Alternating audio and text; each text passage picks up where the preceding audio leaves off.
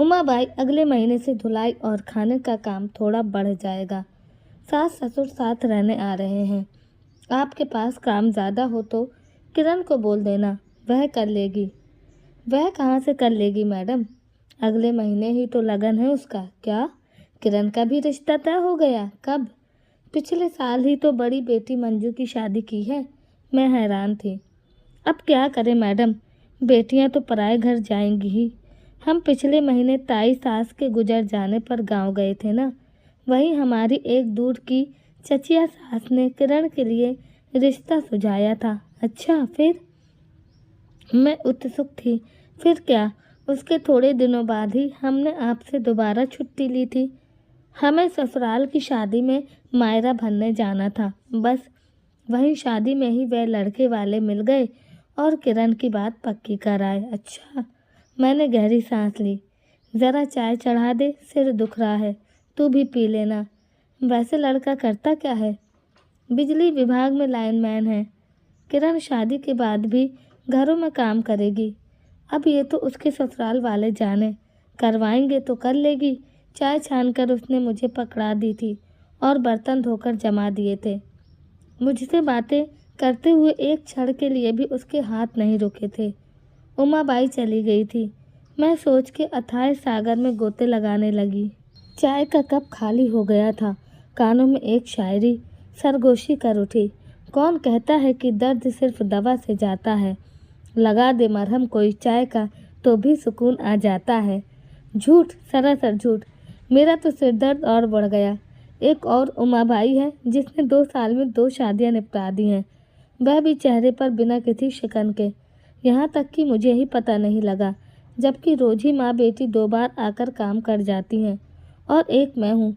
बेटा 30 का होने जा रहा है।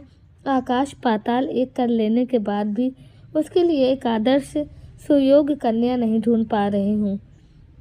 रिश्तेदारों पड़ोसियों द्वारा सुझाए रिश्ते पसंद नहीं आए तो हमने मैट्रिमोनियल साइट का सहारा लिया।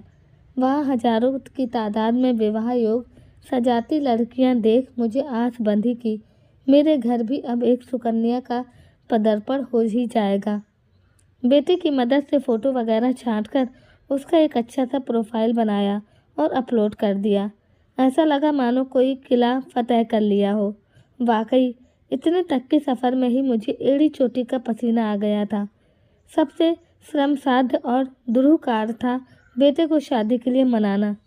समझ नहीं आता इस जैन जी का शादी नामक संस्था से 36 का आंकड़ा क्यों बनता जा रहा है। बेटा हो चाहे बेटी, सबको करियर की पड़ी है और शादी, बच्चे, उन्हें इस मामले में सबसे बड़े स्पीड ब्रेकर से लगते हैं। जाने क्या क्या कह समझा कर हमें उसे शादी के लिए तैयार करना पड़ा। मसलन, तुम्हें ना सही, हमें बहू की ज़रूरत है। तुम्हारी उम्र नहीं हो रही पर हमारी सास ससुर बनने की उम्र निकलती जा रही है। मम्मा, बुढ़ापा उम्र से नहीं सोच से मापना चाहिए और इस पैमाने पर आप अभी बहुत यंग हैं। समय के साथ आप ओल्ड नहीं हो रहे हैं, तब कर गोल्ड हो रहे हैं। मैंने यहाँ तक कह दिया किसी भी वय, जाति, शहर, व्यवसाय से चलेगी, बस लड़की होनी चाहिए। मन में डर भी बैठ गया था कि आजकल तो समलैंगिक विवाह भी आम हो गए हैं, कहीं वह दिन न देखना पड़ जाए। बेटा पिघल गया। मम्मा, ज़रूरत से ज़्यादा सोचकर हम ऐसी समस्या खड़ी कर लेते हैं जो है ही नहीं। मैं गे नहीं हूँ। हमने इतने में ही राहत की सांस ली। अभी इतने एडवांस जो नहीं हो पाए हैं हम। खैर, बेटे का प्रोफाइल अपलोड करते ही लगा अब शादी की तैयारी शुरू कर देनी चाहिए। फिर सोचा जब इतना संयम रखा है तो थोड़ा और रख लेते हैं। एक बार लड़की फाइनल हो जाए। आजकल तो इतने वेडिंग प्लानर हैं, इतना बढ़िया प्रबंध हो जाता है कि घर की शादी में भी मेहमान जैसी फीलिंग आती है। मैंने बड़े उत्साह से लड़कियों के प्रोफाइल देखना शुरू किया। रात दिन मोबाइल में नज़रें गड़ाए रहने से चश्मे का नंबर और बढ़ गया। मैं जो लड़कियां शॉर्ट लिस्ट करती वे बेटे को पसंद नहीं आती और जो वो शॉर्ट लिस्ट करता मुझे नहीं जम रही थी। मैंने यहाँ भी सरेंडर कर दिया। लड़की के साथ रहना तुझे है तो तू ही सिलेक्ट कर, इंटरेस्ट भी तू ही भेज, एक्सेप्ट भी तू ही कर, डिक्लाइन भी तू ही कर। फिर आप क्या करोगे? प्रोफाइल बनवाया तो आपने है, सिलेक्ट करने में मदद कर दूंगी, ठीक है, पर उससे बड़ा एक काम और है। पेरेंट्स के कॉल्स आपको संभालने होंगे, मैं वो हैंडल नहीं कर सकता। कुछ कॉल संभालते ही मुझे समझ आ गया कि ये काम आसान नहीं है, खासकर तब जब बेटा ये कहते हुए मुझे कॉल थमा दे कि आप बात करो। उधर लड़की की मम्मी है और फिर इशारों में मुझे ये भी समझाए कि उसे ये शादी नहीं करनी है। तू ऐसा कर, पैसा जमा करवा कर खुद पेड मेंबर बन जा और जो तुझे पसंद है उसी से बात कर ले, मैंने सुझाया। मुझे कोई पसंद नहीं है और सच तो यह है कि मुझे अभी शादी ही नहीं करनी है। वह फिर फैल गया। बेटे के जवाब से मेरे रहे सहे हौसले भी पस्त हो गए। ऐसा लगा मानो मैं अभी रेस के बिगनिंग पॉइंट पर ही खड़ी हूँ। भागना भी ज़रूर शुरू ही नहीं किया है। नहीं नहीं, ठीक है, मैं संभाल लूँगी, तू अपना ऑफिस का काम देख। मैंने कुछ और शॉर्ट लिस्ट की है, वीकेंड पर फ्री हो तब देख लेना। मैंने किसी तरह बात संभाली। रिश्तेदार, पड़ोसी और आग में घी डालते। अभी तो तेरा बेटा वर्क फ्रॉम होम कर रहा है, अच्छा मौका है, फटाफट लड़की देखकर निपटा दे। कहीं और नौकरी करने जाए इससे पहले ही इसे 1 से 2 कर दे। मैं क्या कहती, मेरा बस चलता तो 2 क्या 3 करके भेजती। इधर कुछ समय से मुझे उसका मैट्रिमोनियल साइट से भी मोहभंग होता नजर आने लगा था। कई दिनों तक साइट ही नहीं खुलती। सप्ताह के 5 दिन तो वर्क प्रेशर का बहाना रहता और वीकेंड में वह कहीं ना कहीं निकल जाता। कभी किसी दोस्त का बर्थडे, कभी साइट सीइंग, कभी दोस्त की बहन की शादी। एक दिन मैं फट पड़ी, तो इतना सोशल कब से हो गया है?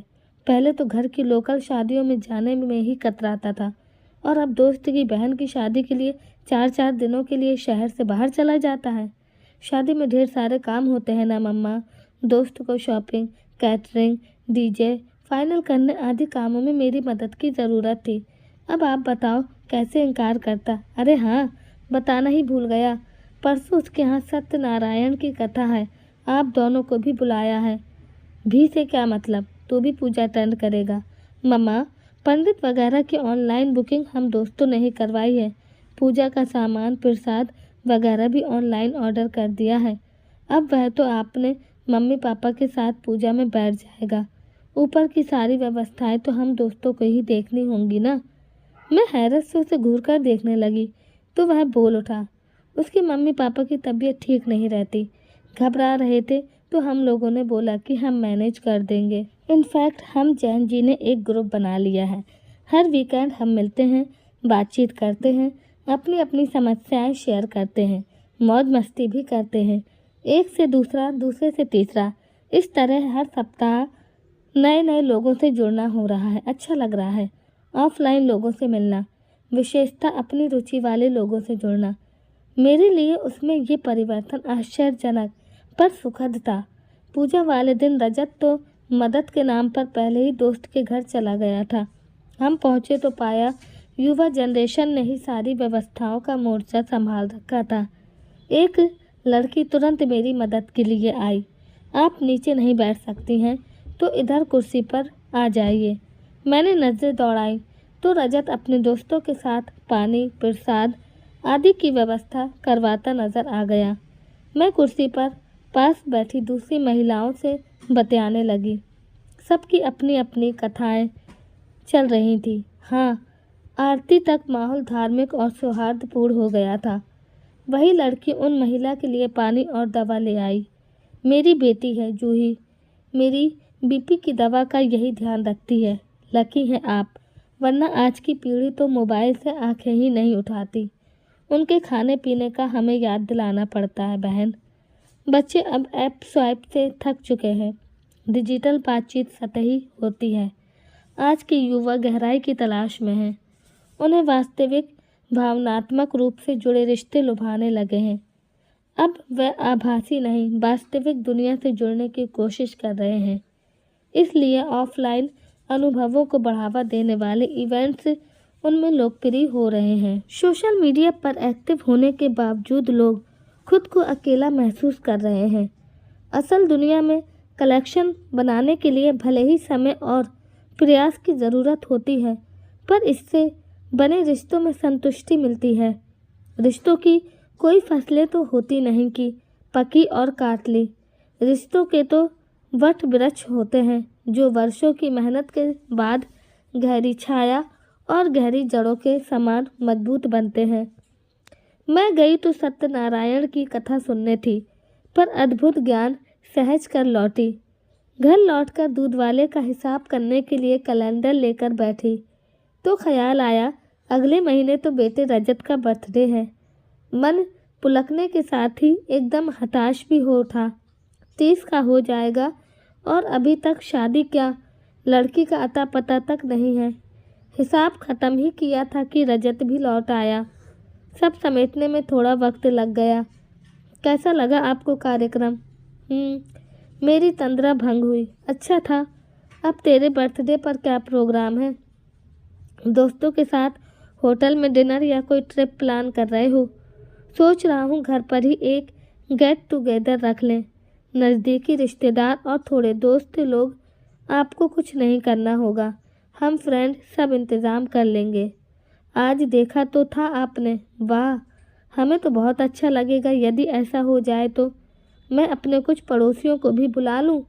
कब से घर पर ऐसा कुछ आयोजन नहीं हुआ है। मैं सब कुछ भुला उत्साहित हो उठी। हाँ हाँ मम्मा, ये भी कोई पूछने की बात है। मैं घर को सजाने संवारने में जुट गई थी। घर का खाना तो किसी क्लाउड किचन से बनकर आना था। सबसे मिलने बतियाने की खुशी से ही मन में उमंगें उठ रही थी।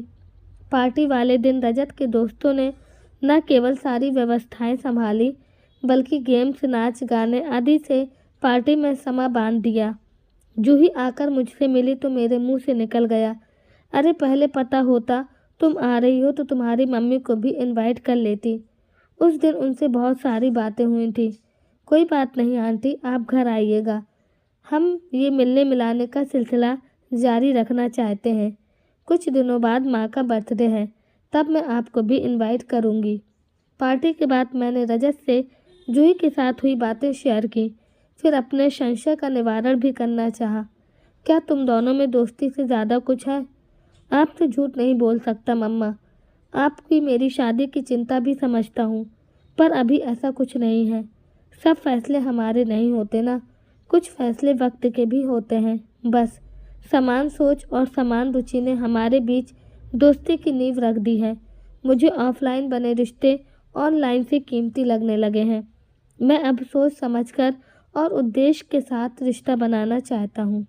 मुझे असली जुड़ाव चाहिए, सिर्फ विकल्प नहीं। किसी से रूबरू मिलकर ही उसकी पृष्ठभूमि के बारे में बेहतर तरीके से जाना जा सकता है। रिश्ते के लिए माहौल बनाना ज़रूरी है। मैं खुद में परिवर्तन महसूस कर रहा हूँ। अब मैं ज़िंदगी में मिले किसी भी रिजेक्शन को दिल से नहीं लेता, बल्कि जितने ज़्यादा रिजेक्शन उतना कम दर्द, उतना ज़्यादा आत्मविश्वास महसूस करता हूँ। आप सही कहते हो, फ़ोन में व्यस्त रहने, ईयरबड्स लगाकर घूमने से किसी से जुड़ना मुश्किल है। खुद को बेहतर तरीके से पेश करके ही हम किसी का ध्यान आकर्षित कर सकते हैं। ये सब हालांकि आपके ज़माने की बातें हैं, पर मुझे इनकी आज के समय में अहमियत समझ आ गई है। जड़ों से जुड़ाव हमेशा भरोसा देता है और आत्मसंतुष्टि भी। मेरा बरसों का अनुभवी मेरी वाड़ी में मुखर हो उठा था। मेरे कानों में शादी की शहनाइयाँ बजने लगी थी और आंखें खुशी से चमक उठी थी। तो दोस्तों, आपको ये कहानी कैसी लगी कमेंट बॉक्स में अपनी राय ज़रूर दीजिएगा, और कहानी अच्छी लगी हो तो वीडियो को लाइक, शेयर और चैनल को सब्सक्राइब करना ना भूलें। मिलते हैं एक और नई कहानी के साथ। बहुत बहुत आप सबका धन्यवाद।